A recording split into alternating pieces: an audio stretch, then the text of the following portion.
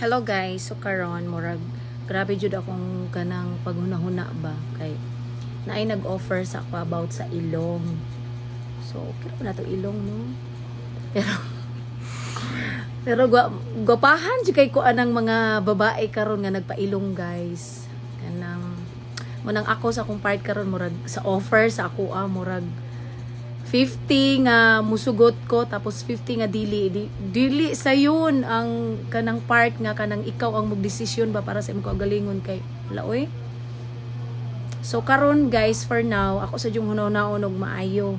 So ambot lang jud murag mahadlok magugo pero hunaw-hunaon sa jud ako maayo. So tan-awon lang nato ni kung makadesisyon na ta guys about ani atong ilong kay kanang nice kayo ang offer gyud pero hunaw-hunaon sa ginakog maayo, willing to wait po daw sila. So tan-awon lang gyud.